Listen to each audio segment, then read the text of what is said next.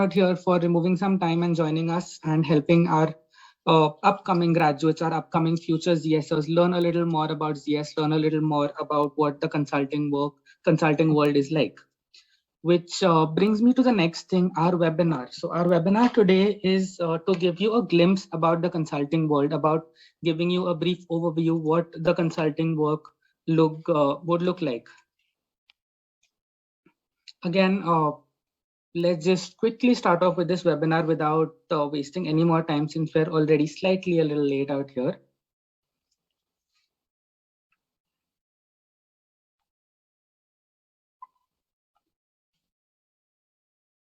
Okay, what's in it for you? So we would first give you a very short brief about what is the exact agenda of this webinar, what exactly is in it for you. So for starters, we give you the knack of solving a consulting case study, which helps you in any interview process. So if you go to a consulting firm, be it CS or be it any other consulting firm, you all may come across a case study. It could be structured in nature, it could be unstructured in nature, but a case study is something that most of the consultancies or consulting firms would have you all solve. So that we would give you a knack for solving it, the tips and tricks that you can go ahead with. Again, the second part, understanding the concept of structured and unstructured problem solving. Again, similar to a case studies, you might have come across a lot of guesstimates, a lot of brain teasers, a lot of puzzles also in an interview process. So a correct approach to go through these guesstimates, to go through these problems is something that we might teach you across.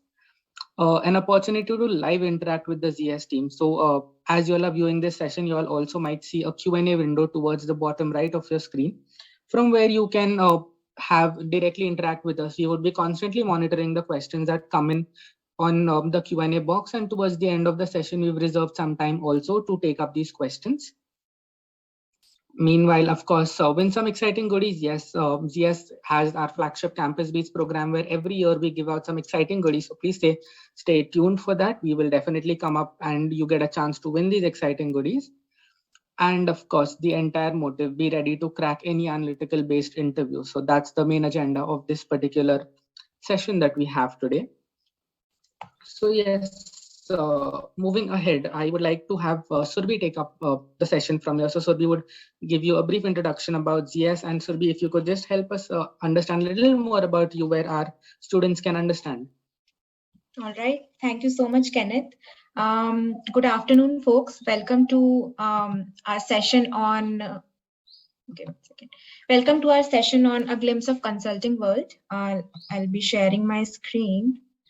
Or Kenneth, can you continue to share the screen? Sure, Surbhi, I'll do that. All right.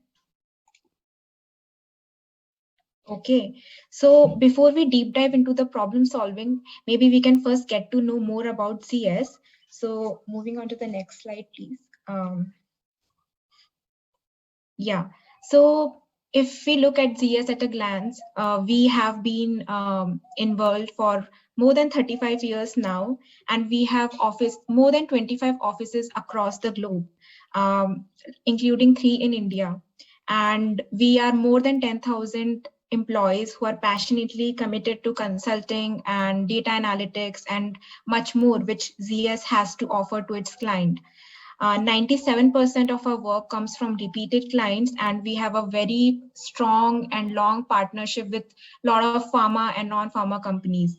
We have 12,000 plus clients across the globe, and the hours we annually commit to pro bono consulting and volunteering is more than 15,000 plus. So this gives how much we are engaged and committed to our clients, and not only to our clients, but also to a lot of pro bono work which we do. Now moving to the awards and accolades which we have won in recent past. So ZS has won Great Place to Work certificate in US and in India in 2020 and 2021 respectively, and it has been recognized as a best workplace for women in India for 2020. Similarly, from Forrester's, it has been nominated as strong performer, and it has been recognized as a best place to work for LGBT equality in 4 consecutive years, 2019, 2021, and 22. Another accolade is being recognized as leader, MarketScape for life sciences sales and marketing digital service vendors in 2020. So all this was about recent awards and accolades which CS has won. So moving on to the next slide, please.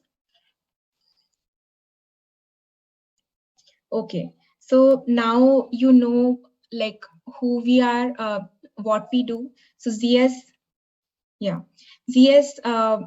So we bring a lot of deep analytics and consulting and technology, and we keep on innovating ourselves. And you will be learning more about what type of offerings we offer to our clients. And we deeply believe in providing quality customer services and values and providing solid results. So moving on to the next slide. Okay, so here you can see the type of services we have been providing. It includes strategy and advisory, a lot of AI and analytics work we are doing, which involves a lot of machine learning and big data and whatnot. And we have always been known for our technology and operations work. We started with the operations work and later we evolved into a huge analytics and strategy providing company. We are also providing a lot of services in life sciences and R&D and medical. We are a recognized sales and marketing consulting company. A lot of our work is also in portfolio and pipeline. So we will be looking deeper into what all different type of projects or offerings we have in each of these areas.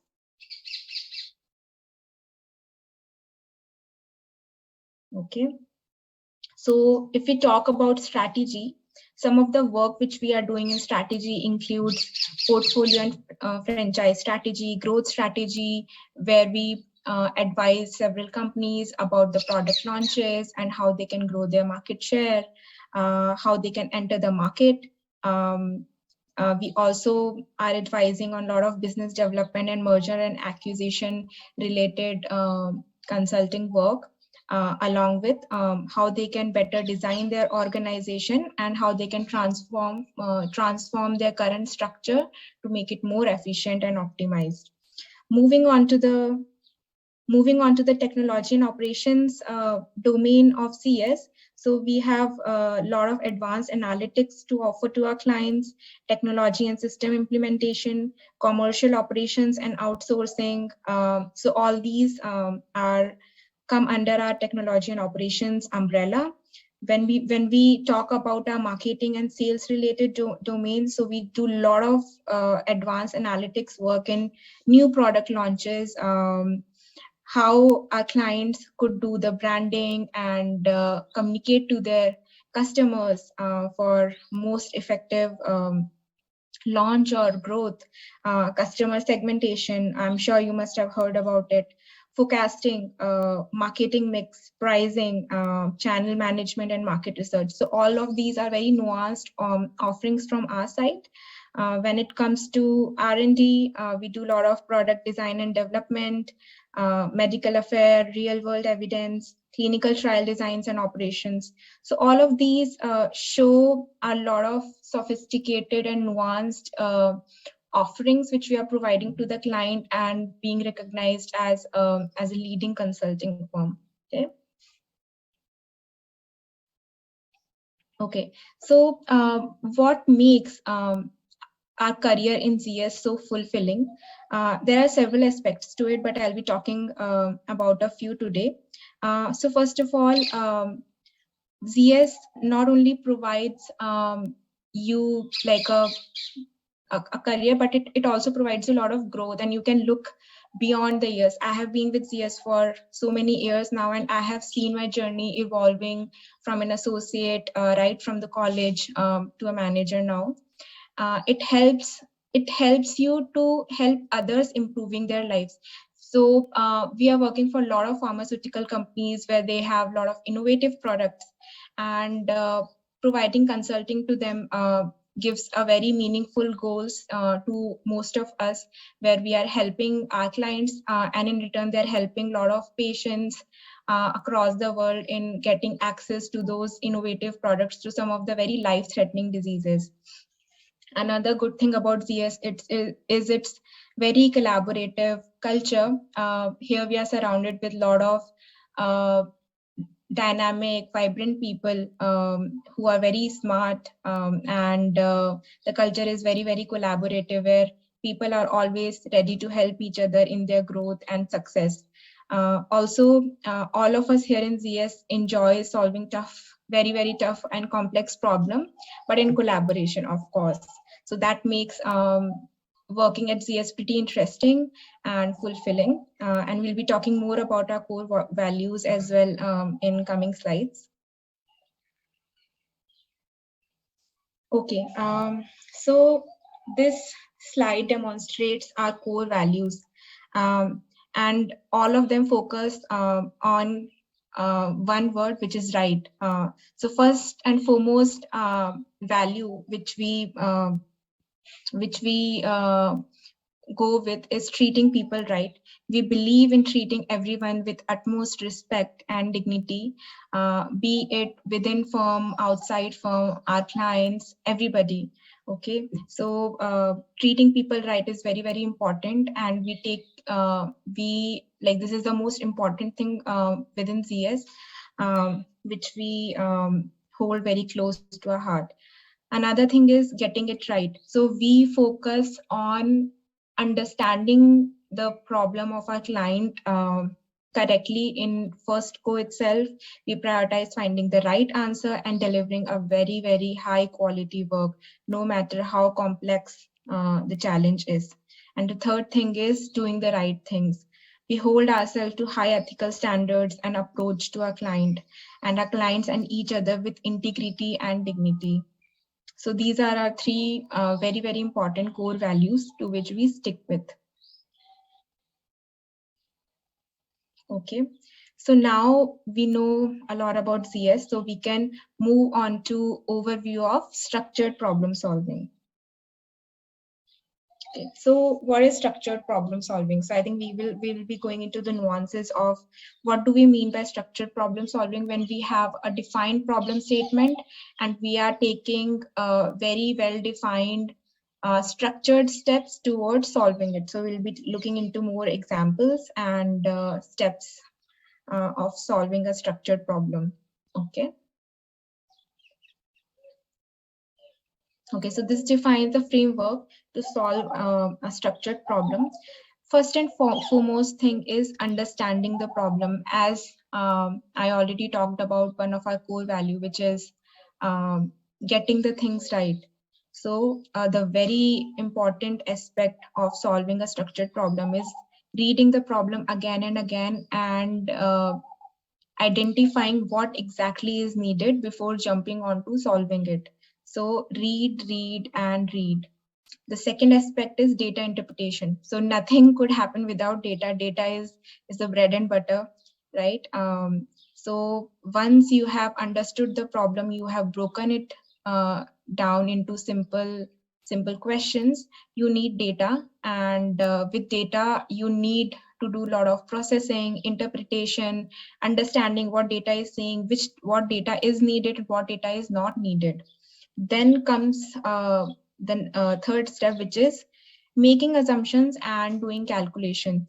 So there will be scenarios when you would not know all the answers or all the aspects, and in that case you would have to make certain assumptions to solve the problem, but those assumptions should be well thought, logical, practical, and rational, and then you will be doing all the calculations.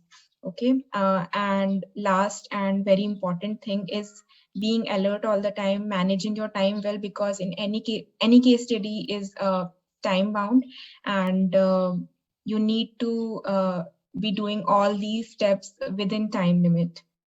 Okay. All right.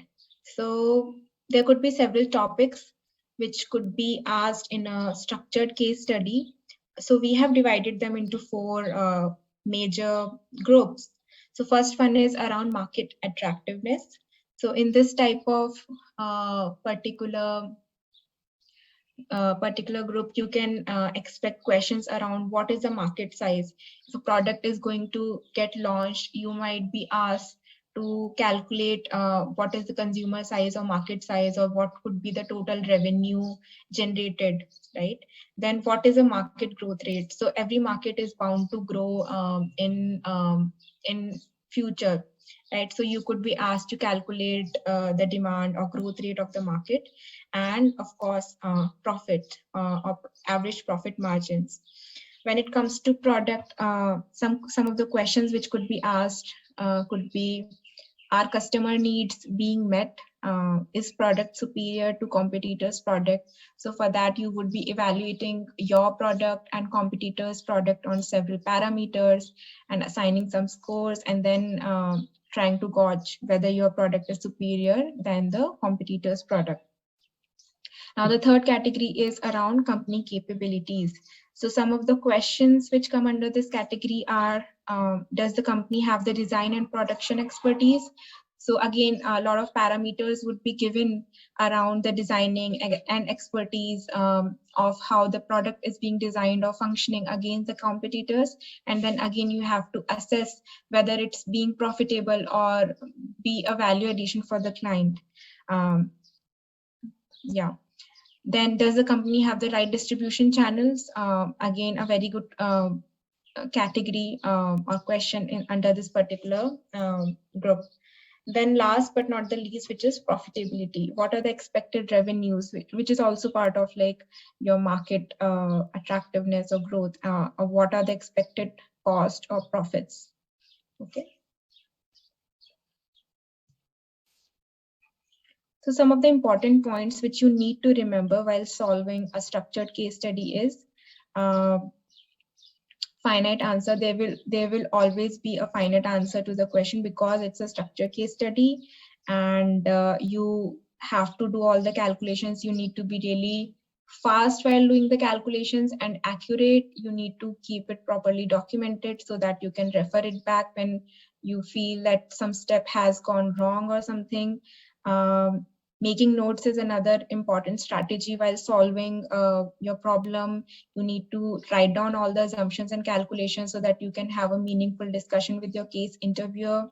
Keeping an eye on time, very important. And then being precise, right? You should be able to summarize your approach and communicate the problem, break it down into small questions, and you should be able to communicate it to the interviewer. Okay.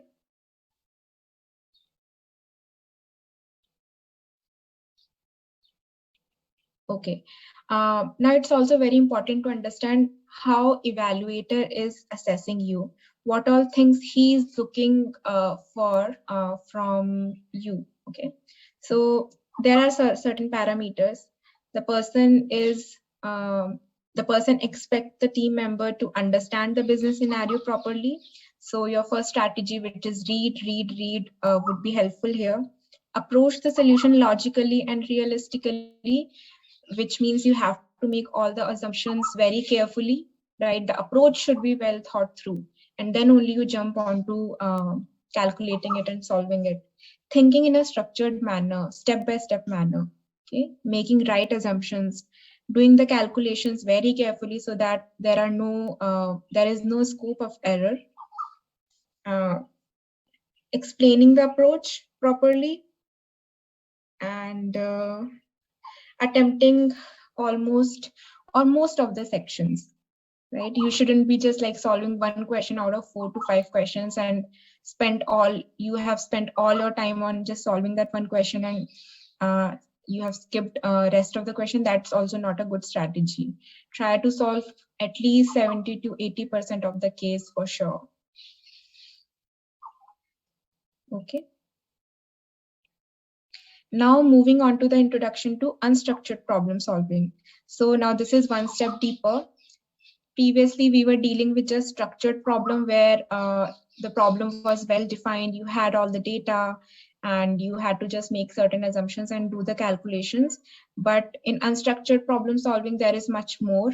There is a lot more thought process which goes into it while solving. A lot more assumptions are needed. We'll be going through more details in coming slides.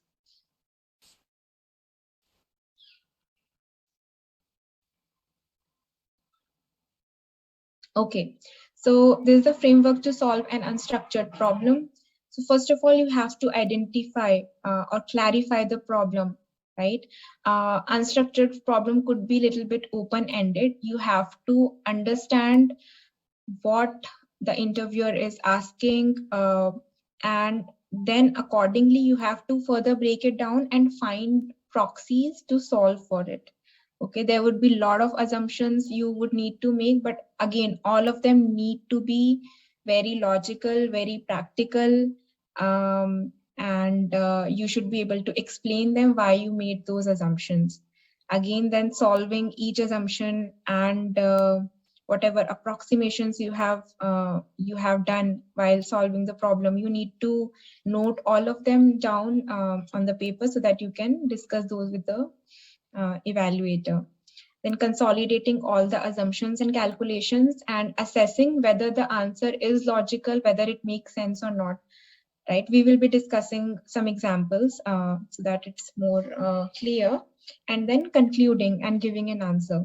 So this is the framework. We will understand it in more detail with an example. Okay. So this is a very interesting problem. If someone asks, you, how many number of cups of tea are consumed in Delhi in a week, you will be terrified. Okay, how would you know? But there is a very structured way of solving this very unstructured problem type, right? So first of all, you have identified the problem. Interviewer wants to understand how many cups of tea are being consumed. So for that, first and foremost thing is understanding what is the population of Delhi. So here we have taken an approximation. 10 million people are there in Delhi. All right.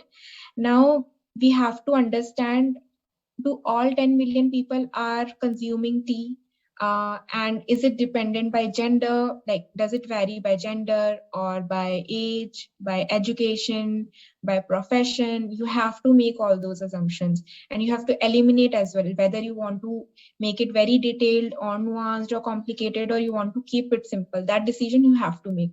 So here, for simplicity purpose, we are assuming that consumption varies by age. Okay, so now we are further breaking it down. We are assuming, suppose there could be 4 groups of people who have different consumption rate, and we have some idea about what proportion of population lies in each age group. So we have assumed, say, 20% population lies below 16 years, 30% in 16 to 35 years of age group, 30% between 35 to 60 years of age group, and 20% which is 60 years and above. Now, certain assumptions are being made, although we have made certain assumptions while identifying the problem itself, but we are making more assumptions. Now we are assuming that all of them, right, everybody in all these age group are consuming tea. We know everybody in India is a tea lover, so we can safely make that assumption. All right. So another assumption we are making is below 16 years of age, everybody is consuming 1 cup of tea. Maybe we can eliminate toddlers or infants over here, but yeah, for simplicity's sake, we can assume that everybody is consuming 1 cup of tea. Now, between 16 to 35 years of age, as we grow up, the love for tea increases, and we are consuming 3 cups a day.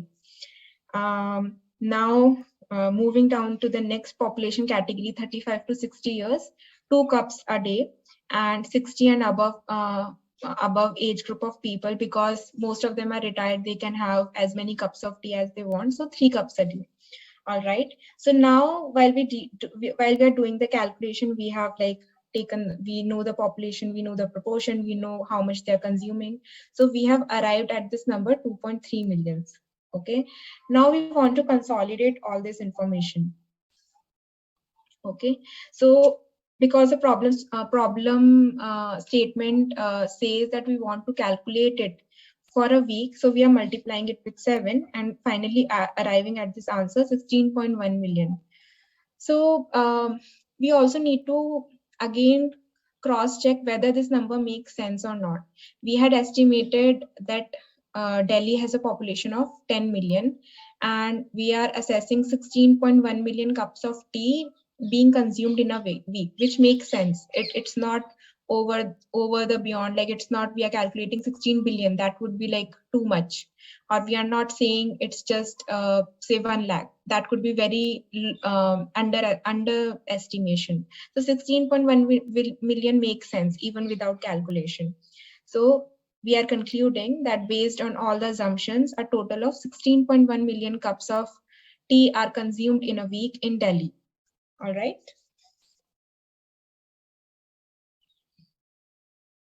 Any questions?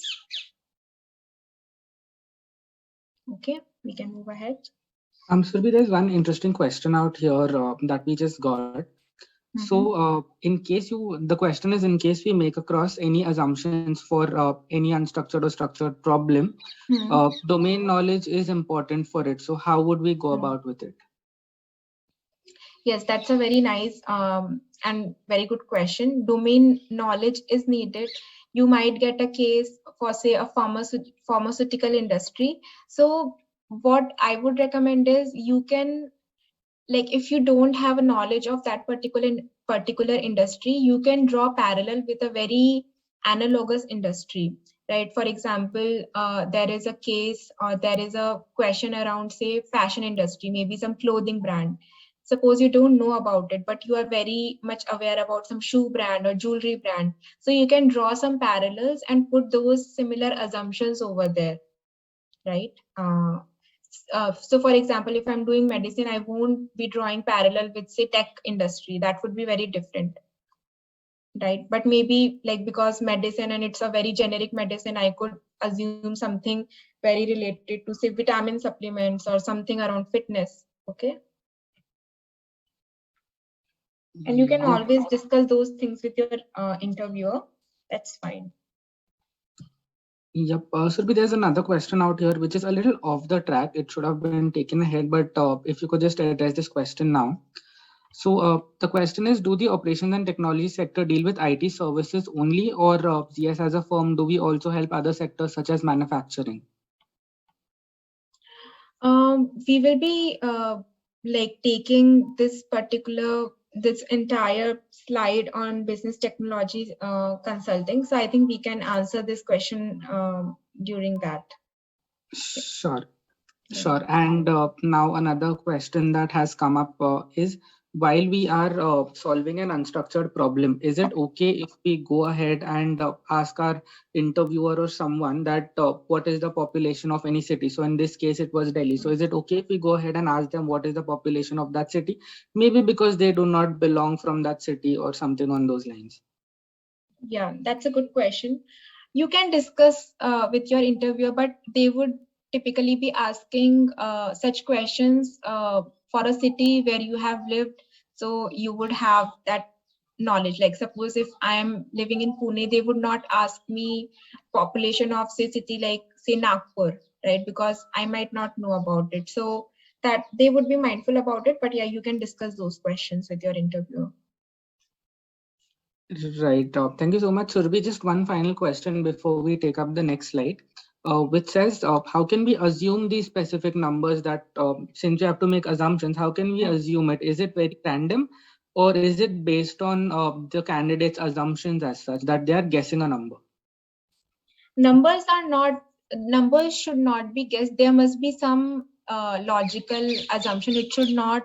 So for example, when we were solving the T problem, right, we had assumed certain population proportion distribution, right? So I was not assuming that below 16 years of age population would be, say, 50%. That would have been a very crazy assumption. So we have to be a little bit practical about whatever assumption we are making. Like even if you have made 25%, 25%, 25% population distribution, that would have been fine.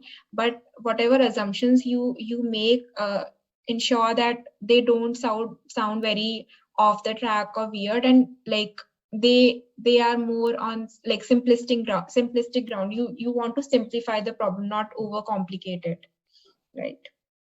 Great. Thank you so much, Surbhi, for answering these questions. We will keep monitoring them for any more and take up more questions later in the session.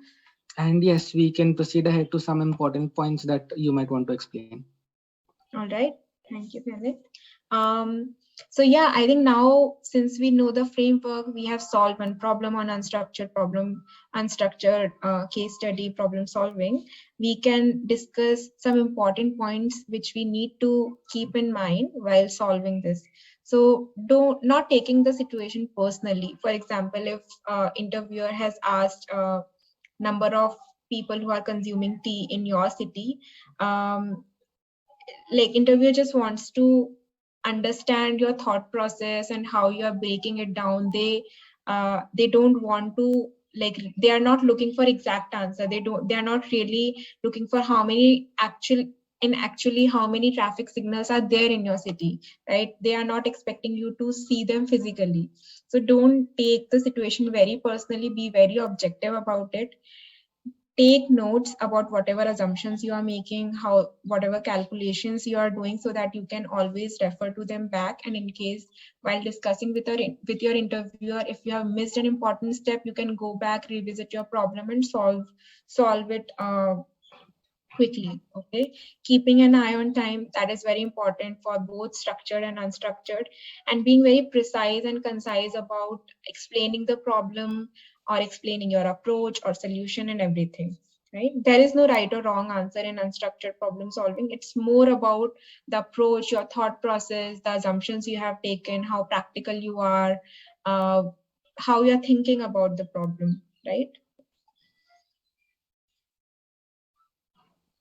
Okay. So after understanding how to solve both structured and unstructured problem solving, maybe we can understand or get a overview of different type of expertise centers in ZS. So as as you know, we have three major divisions within ZS: business consulting, business operations, and business technology. We will be talking more about business technology in detail. I have my colleague Ronak who will be talking about it. But what do we do in each of these domains? So in business consulting, basically the type of question we are solving for is, what should the business do? There could be several type of client questions where we solve for in business consulting. It could be right from the product inception, when the product is being developed, what type of clinical trials they are doing, what type of questions they are facing during that phase, or when they are ready for product launch, how to launch it, when they have already launched it, how to increase the market share, or when they're about to lose the patent, like how to continue with this, or how to bring in another product, right? So right from the product inception throughout the product life cycle, there could be several questions which client might be facing, where ZS help them to get the answer for those questions. That is business consulting. In business operation, the type of question we solve for are, how can the business best be organized to do this? So they have already certain processes being run, right? So business operation is very much focused on optimizing those processes and organizing everything in a logical manner to achieve more efficiency and optimization, right? And business technology is more about how can IT best be used to support the business. As you know, right now everything is getting automated, or for everything we have a technology to make things easier, to store the data, to ease the problem solving, or to reach out to the customer. So we will be talking more about it, but this is how we have different domains where we solve different type of problems. Thank you, Survi, for walking the group through this. Hi, everyone. This is Ronak. So quickly introducing myself, I have been with ZS for close to 6 years now, and I have been associated with the BTCG since I joined ZS. And like Survi mentioned, how each of these different capability groups function. So BTCG is one of those CGs which is kind of running across BO and BC as well, right? We are kind of enabling the platform for BO analysts as well as our BC colleagues, right? the technology is definitely important to kind of understand and help our clients better in terms of analyzing the problem or coming up with insights. So we kind of act as an enabler. And as the name suggests, in terms of BT, it's more or less focused on different types of IT technologies that we use to solve our problems, to help the clients generate business insights, right? If you think about the BTCG structure, like you see on this slide, there are two divisions that we see here. One is the BTS track that we have, and then there are technology expertise centers. So the role that you guys will be interviewing for, that is on the BTS track. So the hiring starts at the BTS track level, and that is more of a solution that spans across various areas. It is more of an you get expertise across various different areas, and then if you when you spend a couple of years at ZS, 1 or 2 years, you tend to understand what is the area that you want to excel at. If there is some particular expertise that you want to build your depth of knowledge on, then it's something called Technology Expertise Center that you can apply for that particular role and try to specialize in that area, right? But to start with, we give you an opportunity to try out different areas and figure out what is that works best for you. And there could be people who want to continue exploring their career across different dimensions. There are some people who want to explore in terms of breadth of knowledge rather than doing a depth, right? So BTS is the track that is meant for them. And I belong to the BTS track. So I love doing problems across different technology expertise centers. And we get to collaborate with different expertise centers people to, if there is any specific depth of knowledge that is needed, right? So that's how the overall structure looks like. If I talk about the BTS track, there are different roles to start with. And whenever you land up in ZS, there could be different projects. There could be some projects which will be focused more on the ETL, wherein you do data processing. There are transformations that you do in the data to make the data more usable. The data that we get from clients is in a very raw format. So we have to kind of structure the data so that it's readable and understandable by anyone. So that's what the ETL programmer does. And then there are people who work on the BI reporting solutions, wherein they work on creating data visualizations so that clients can understand the data better in terms of how the sales are trending across different weeks, or what are some of the business decisions they need to make based off those graphs. So those are the things that BI experts or UI data visualization experts would do. And then there can be people who need to support the regular operations. So we have built the dashboard, we have built certain solutions for clients, but every month or every week we have to run the operations for that so that the client can continuously take decisions based on the insights that we are providing. So we need a DevOps team for that. And then there can be a testing team who will be working on testing those solutions, whether there are any bugs in the report that we are building and things like that, right? So these are the various different kinds of roles that we can have for BTS track. And then in the technology expertise centers, we can have an architectural role wherein you are a data engineer. You love working on big data and exploring various technologies around that. There can be AI ML engineer, there can be software engineer, then there can be testing expertise. There's a separate, altogether a separate expertise needed for testing the solutions that we are building. So you can be a system tester, you can be a validation tester, automation specialist in terms of automating the solutions and removing any manual intervention, things like that. So we have different kinds of expertise centers and then solution track, but just to cut the story short, BTS track is the one that we'll be discussing more about, and that's what you are being interviewed for, so that you can decide what works best for you and then choose your right career path forward. Great. Thank you so much, Ronak. The next slide, also, if you would like to take it up, competencies required to play any of the roles that we are offering at camp. Yep, definitely. So yeah, these are some of the core competencies that you see on this slide, which are required for playing any of these roles, which can be across the track or across the expertise centers.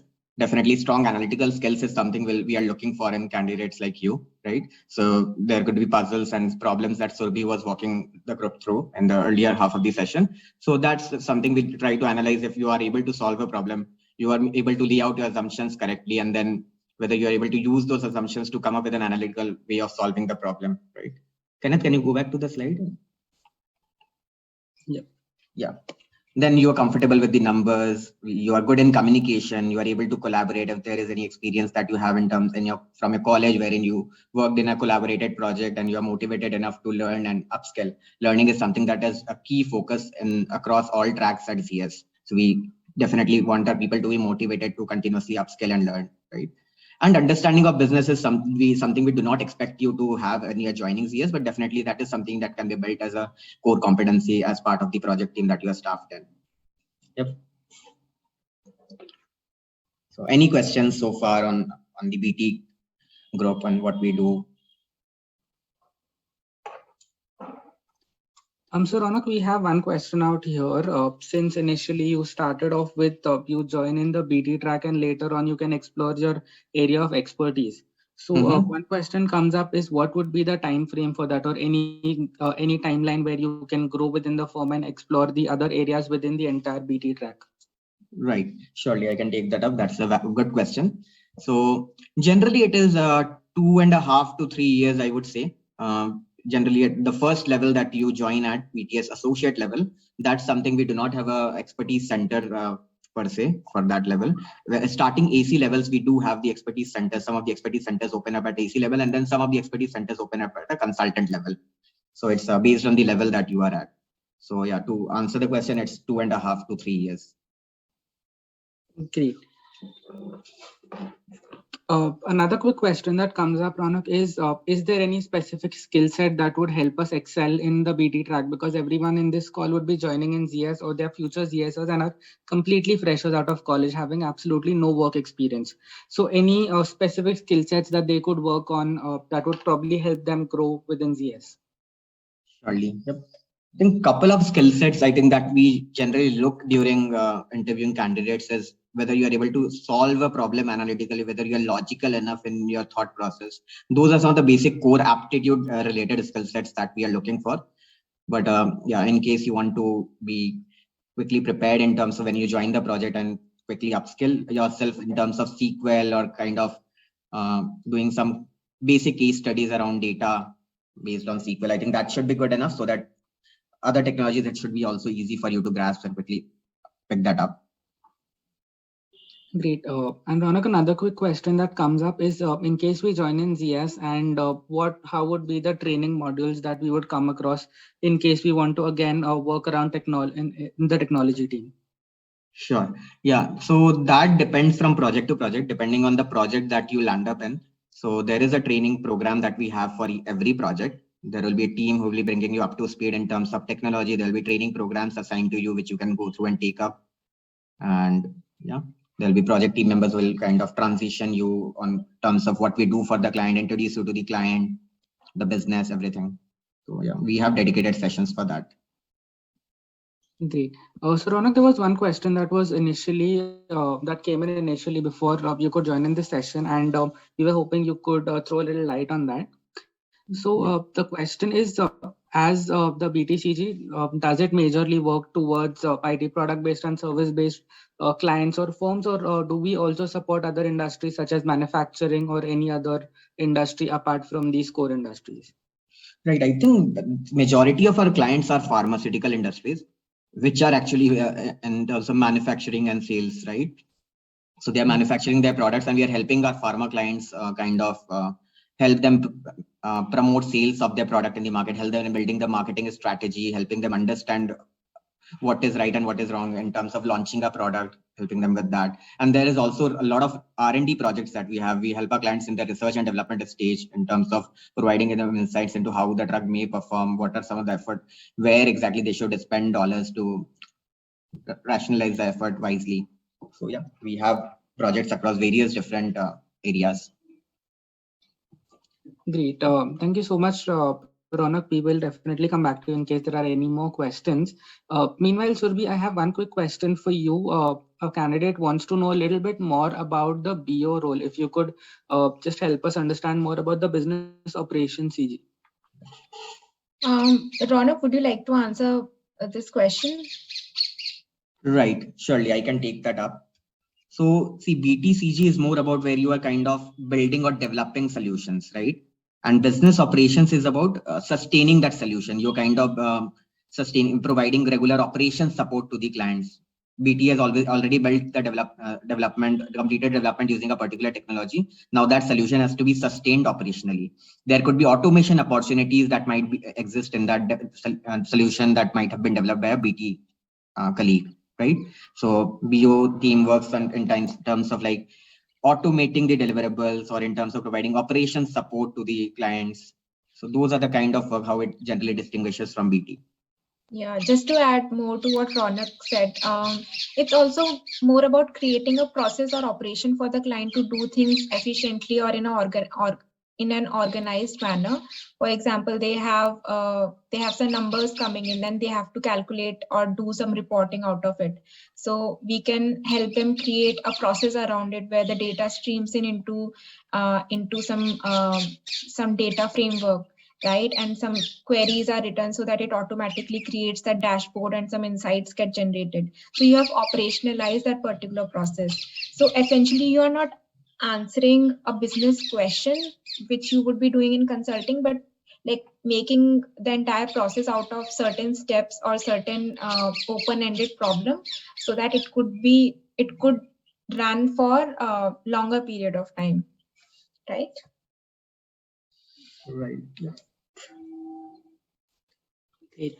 So Surbhi, there's a question that's directed to you. So since you are a manager in the decision analytics track, what would be the entire career path if any candidate joins in at an associate level, being a fresher? What would be the career path and how would it look like? Okay, yeah, that's a very interesting question. There is no fixed career path of anybody in ZS. Many people have followed they have very different journeys and they have followed very different career paths. So one of the greatest thing of working in ZS is it provides the flexibility and independence to an individual to choose their own career path, to create their own career path. Even there have been instances where people have within consulting they have moved across tracks from decision analytics to strategy insights and planning because maybe they love more of strategy and planning compared to data crunching or number crunching. If folks have been more interested in data science and and machine learning type of things, they have also evolved into their role as data science consultants or managers or so forth. If somebody is more interested in client facing roles or directly interacting with clients, they have followed a very different career path. Many people have also developed a journey where they developed certain products and are playing more of a product manager kind of a role, right, where they are kind of developing the products and selling it to their clients. So everybody has their unique journey, and as you grow in your role, you would yourself know what is best for you, what are your strengths, and where your interest lies. Right. And as I said earlier, the first 1 to 2 years define or help you explore different areas and understand what works best for you. Great. Ronak, another question that is directed to you. The question says, any specific upcoming trending technology that you would suggest to learn a little about or research about? See, we are all moving towards cloud. There's a lot of automation that we are bringing in. I think that if you want to learn something, you can definitely pick up something on cloud technologies, learning about AWS, what are the services that it's offering. That's definitely trending in the market. And then there is a lot of automation stuff that's going on around ZS and even in the industry. So RPA is something which is something really being talked about. Great. Which is stands for robotic process automation, how we can bring in automations and efficiencies in the processes that we are building. Great. Another similar question, Ronak. So over here, the question is directed as to any specific programming language that we should know to be interviewed by consulting firms. Basic SQL programming, I would say. Okay. I see a lot of questions being directed towards the Campus Beats program. So for all the questions that come across Campus Beats program, we will be taking that up. We have a specific slide for it. We'll be giving out more information. So any more questions pertaining towards the roles or probably unstructured or structured problem solving, you all could let us know. We'll have it directed directly to our facilitators.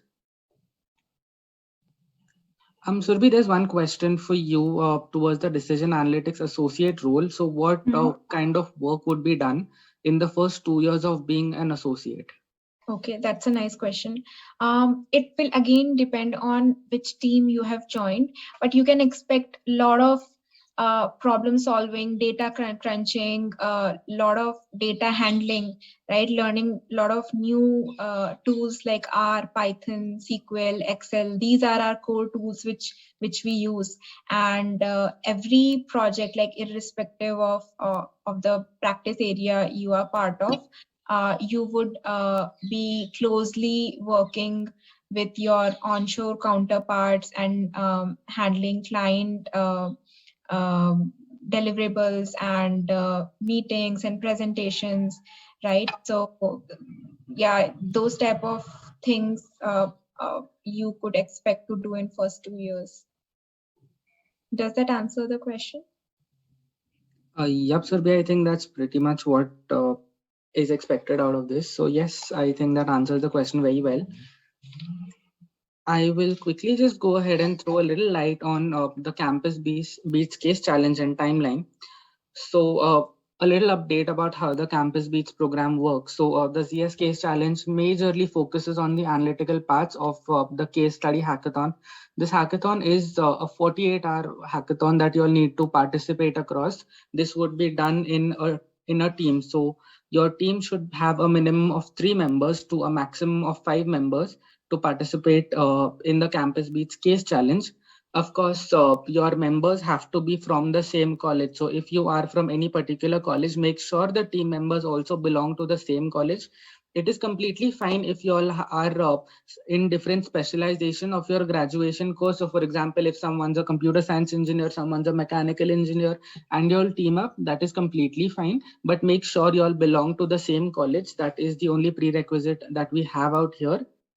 Again, towards the right side of my screen, as you all can see, the GS Case Challenge is majorly focusing on developing tech-based web pages and again analytical skills. So if you see, it is a combination of all the roles that we're offering. All each and every role that is there, you will get a flavor of that while solving the entire case challenge out here. A little moving ahead to the timelines. The timelines for the registrations of the case challenge will open on the 25th of Feb and will be open until the month of March. So 15th March precisely is by when our registration dates would be open. Again, the case challenge, as I said, is a 48-hour long challenge, which would be held on 19th and 20th.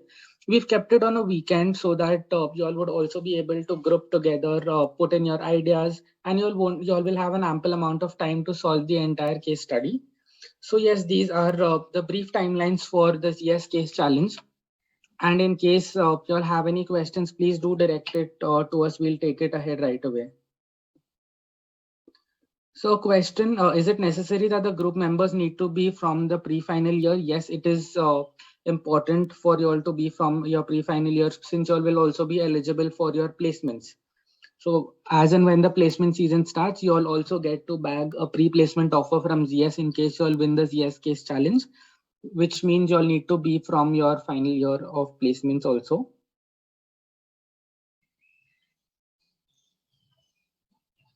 Will preference be given to candidates who know R and Python beforehand, or are you looking into problem solving in an interview? So, Surbhi or Ronak, any one of you all would like to take up this question? I don't think there is any preference that we give for candidates who know R Python. Definitely that's an edge. But yeah, I think it's more about problem solving and analytical reasoning is what we look at during the interviews. We don't really ask technology specific questions. If there's some project or something that you have worked on during your college days, definitely great to know about those stories and understand your skill sets around that. Okay, thank you so much, Ronak. Another question, which probably I can take up. What are the roles that we would be interviewing for as a part of the Campus Beats challenge? So, as for Campus Beats, we would be opening all the 3 roles, which is the Decision Analytics Associate, the Business Technology Solutions Associate, and the Business Operations Associate. So, all the 3 roles would be open while we are looking to give away PPOs from the Campus Beats session.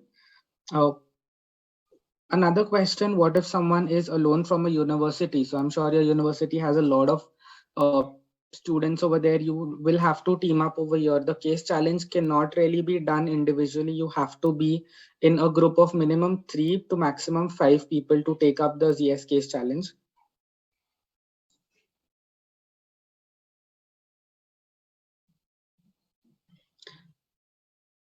Yep, I guess we've covered most of the questions out here that we can see. So for closing notes, I would like to thank our facilitators over here. So a big thank you to Surbhi and Ronak who have removed time from your busy schedules and you all could join us today. Thank you so much for that. And of course, in terms of our audience, thank you so much everyone for joining in. I hope this session was really insightful for you all. I hope to see each and every one of you back in the ZS case challenge, participating in the case challenge, and hopefully becoming an upcoming or a future ZSer. In case anything needs to be added, Surbhi, Ronak, please feel free to chime in. Thank you so much. It was nice talking to this group. Definitely wonderful questions. Looking forward to seeing this group in the case study challenge.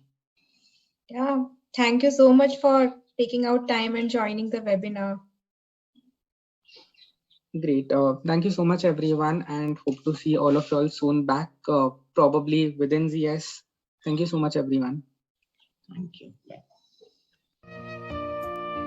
Bye.